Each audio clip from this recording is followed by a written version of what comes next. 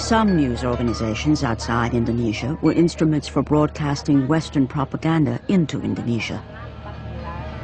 Of course, Radio Australia worked closely with the Foreign Affairs Department in Canberra and got advice or guidance, let's put it that way, got guidance from the department as to what it should say in its broadcasts.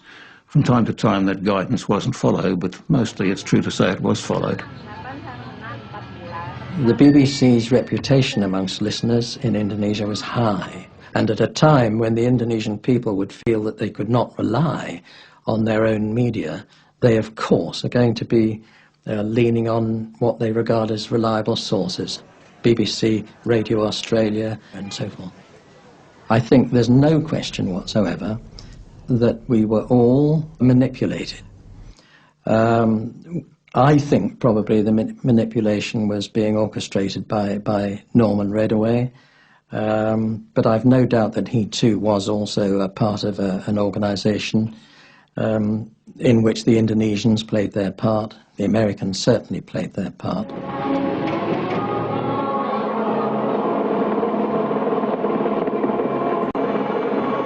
Six months after the murder of the generals, hundreds of thousands of communists and their alleged supporters lay dead. General Suharto's troops surround Sukarno's palace, causing him to flee by helicopter.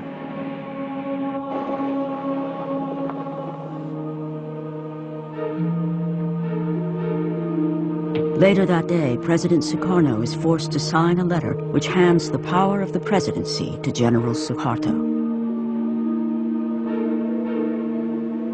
Suharto immediately uses the letter to arrest 13 members of President Sukarno's cabinet and to legitimize the slaughter of suspected communists. Jelas dan kita semua tahu bahwa kekacauan dan ketegangan sekarang ini disebabkan karena PKI. Saya menggunakan surat perintah ini untuk membubarkan Partai Komunis Indonesia. Dikiranya SP 11 Maret itu satu transfer of sovereignty, of authority. Padahal tidak. Despite President Sukarno's objections, General Suharto had effectively wrested control of the Indonesian state. His takeover was reported as a gentlemanly affair in the London Observer and welcomed in the New York Times, which hailed Suharto as a gleam of light in Asia. I welcomed the Suharto regime, and most of the journalists did. It was the first time order had been seen in Indonesia for about 10 years. The Economist in early to mid-1966 started peddling the US line that Indonesia was safer under a disciplined rule. That certainly was true, it was safer, but to deny the level of destruction and the human tragedy that had taken place seemed to me quite idiotic. The majority, I think, of the press was looking the other way. You know, there was no condemnation of it, I think. It was kind of tolerated and accepted. In fact, a kind of welcoming that Indonesia was joining the fold of the anti-communist movement.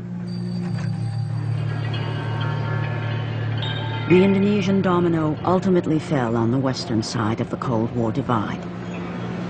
Compared with getting bogged down in Vietnam, it was seen as a clear victory for anti-communism and for President Lyndon Johnson. Visiting Vietnam later in 1966, LBJ was to invoke Indonesia as a rallying point. He told US troops that their exploits were the reason why people in Indonesia were enjoying freedom that they didn't previously have.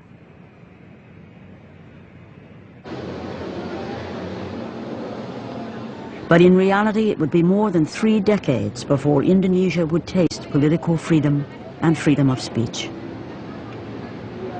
Now, after General Suharto has fallen, Indonesians can finally question his official version of their history.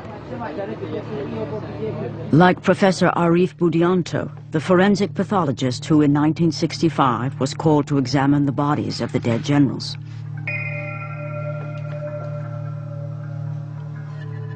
I got 3 bodies to examine.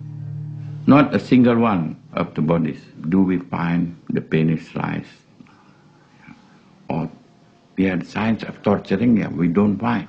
Nobody is glad to sign our reports because the newspapers, they wrote already about the torturing.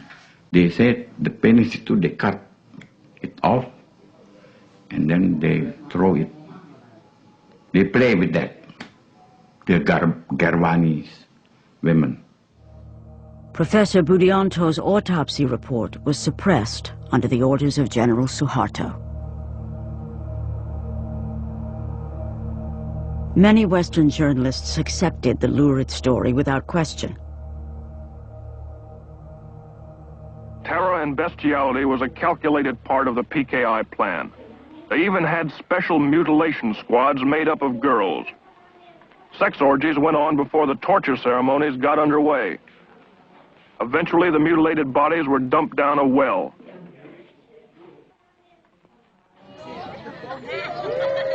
This monument was built at the place where the generals' bodies were dumped down the well.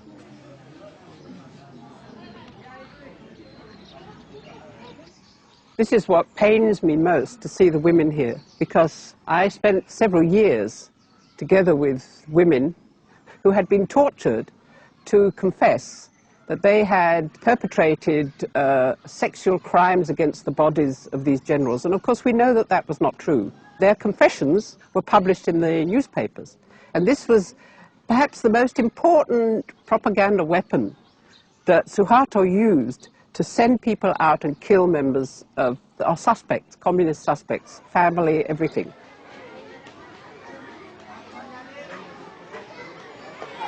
Ini dia umur berapa? 10. 10 juga? Sekecil. Dan ini juga 10. 12. Kenapa dibawa ke sini? Jalan-jalan aja. Mau lihat pahlawan. Mau nyatet sejarah. Oh. Tapi gurunya bilang ini betul apa yang dilihat sini? Betul. Tapi sebetulnya banyak bohong di sini. Banyak hal yang diuraikan di sini di diorama itu tidak benar. Karena saya dulu juga kenal dengan wanita-wanita yang dikatakan begini, tapi mereka tidak berbuat begini. Jadi ini banyak sekali bohong di sini. Gimana maksudnya bohong? Suharto itu berkuasa. Jadi dia membuat ceritanya sendiri apa yang terjadi di sini supaya orang benci sama PKI. Dulu kan Sukati itu putar 31 September. Iya. Itu filmnya itu benar apa enggak itu? Tidak benar. Iya. Banyak bohong.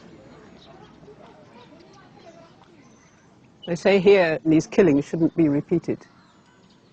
What happened after this was not 6 people being killed, but more than 600,000 people killed. And these are the people I'm thinking of now, because I think they deserve a monument for the way in which they were killed.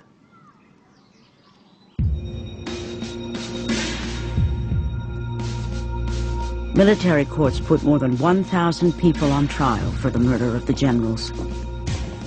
There were no acquittals.